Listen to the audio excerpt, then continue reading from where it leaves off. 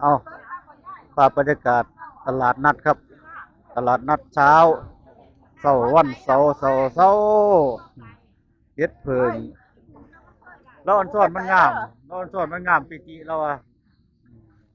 ปีจิประเจาะเออแกงสดดอกละค่ำอู้คักหลายครับ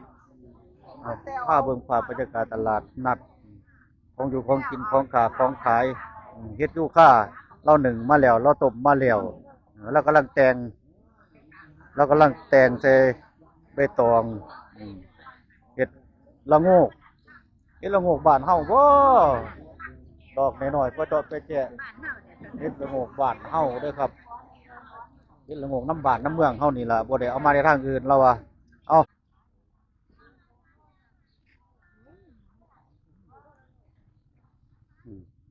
โคตรปลาเลยโคตรปลานังกำนังตูเอาใช่นี่บ่ก้าง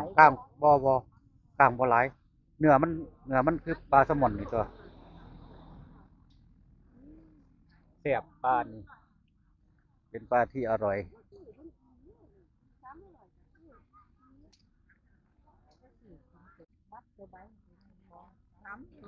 3 โลแล้วบ่โอ้ยแซ่บเด้ปฏิมาหาปลาปึงมันเขามาแต่คงจำมาแต่3 โล 1003 โล 100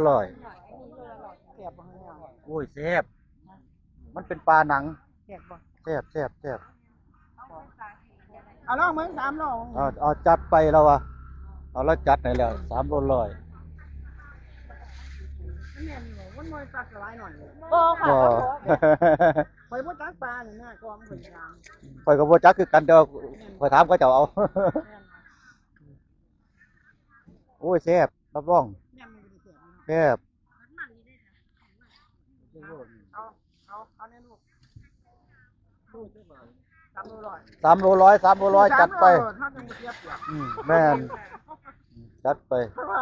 ไปคนโดมากเอาตัวนี้หน่อยยังช่วยกันลูกพอได้กินแต่ย่ามนี่ล่ะย่ามจักหน่อยเพราะว่ามันแพงกินบ่ได้อีกแล้วปลาปึ้งตัวละ100นึงบ่มีบ่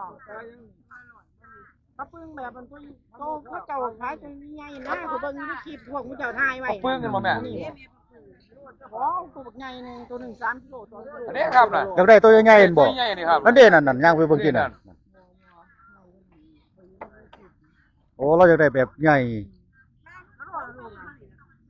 เอาซ้ำนี่สิเอาซ้ำไหน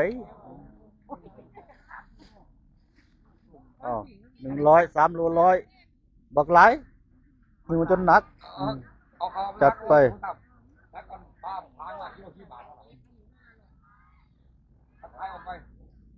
กิโลเท่าใดเนี่ยโลนึงนี่โลเท่าใดเนี่ย3 โล 100จ้าเอา3 โล 100ครับ3 โล 100เฝ้าเอาเดี๋ยวเบิด3 โล 100แซ่บ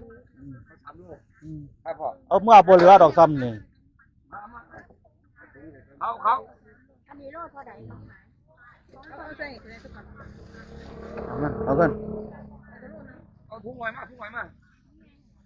เอาไปเจ้าโลนึงนี่ดิเอาช่วงนี้ปูปลาหน้าหนามมืดบ่อยากจัดไปแล้วจัดแล้ว3 โล 100พอเสียบอยู่น้ำปูหมักเกินว่ามืดบ่อยากบ่ตกลงมาเป็นกบเป็นเขียด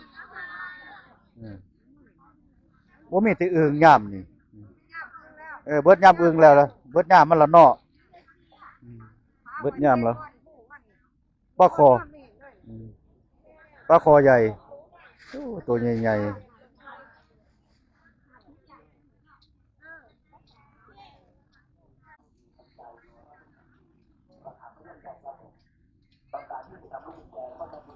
เฮ็ดละโงกเต็มโคกเต็มป่า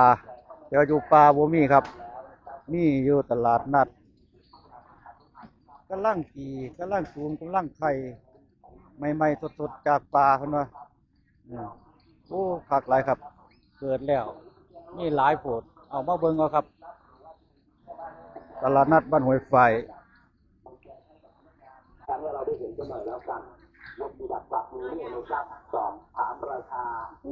งามเป็นงามเห็ดละโงกขาวเห็ดละโงกเหลืองเห็ดเพิงแดงแบบจีกะจีอีหลีอีหลอแบบสวยๆงามๆครับบ่ได้อยากแกงครับมาหาไปแกงได้ครับบ่อยากอยู่ตลาดนัดเบิ่งต่อเราก่อน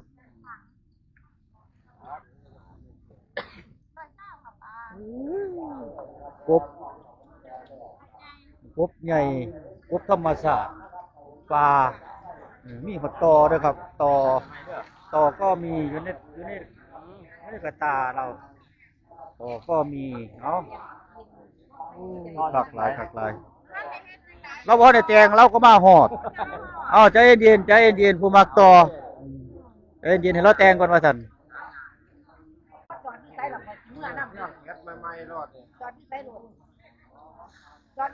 บ่แม่นแต่เห็ดละโงกด้วยครับเห็ดปวกก็มีเป็นเห็ดปวกเห็ดเพิงแดงหน่อใหม่หน่อมีปูปลาหน้าน้ำมีเบิดเอาโลดแบบงามเห็ดปวกแบบงามก็ไปไต่เอาเรา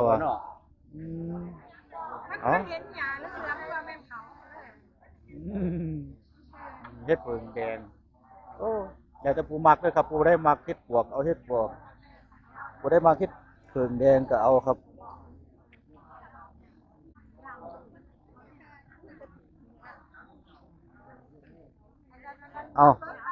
ภาพบรรยากาศตลาดนัดครับตลาดนัดเช้าวันเสาร์เฮ็ดเพิงแล้วอันซ่อนมันงามปิจิเราปิจิประเจาะแกงสดดอกละค่ำคักหลายครับภาพเบิ่งภาพบรรยากาศตลาดนัดของอยู่ของกินของขายเฮ็ดยูค่าเราหนึ่งมาแล้วเราต้มมาแล้วแล้วกำลังแต่งใส่ใบตองเฮ็ดละโงกบ้านเฮาบ่ดอกน้อยๆก็เจาะไปแจกเฮ็ดละโงกบ้านเฮาเด้อครับเฮ็ดละโงกน้ำบ้านน้ำเมืองเฮานี่ล่ะบ่ได้เอามาในทางอื่นเราตลาดนัดบ้านห้วยฝ่ายบ่บ่อยากแนวอยู่แนวกินเรามีหดกุ้งมีหดกุ้งเนาะเขื่อนละเว้กุ้งเขื่อนละเว้เพิ่นกุ้งเอียล่ะกล้ามอยู่บ่เนี่ยกุ้งล็อกเตอร์แล้วว่ะใส่เอาอยู่เขื่อนดิเขื่อนละเว้อาจารย์นี่ละเว้อาจารย์มาเวทใช่วันน้าตาลนี่มันมีหลายปานนี่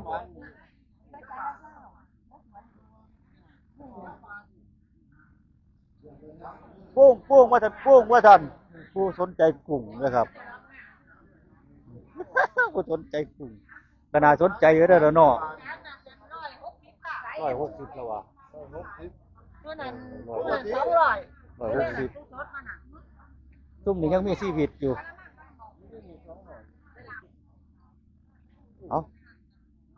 ของเสียบเป็นน้ำปูหมักด้วยครับผู้ได้หมักแนวได้ก็จัดไป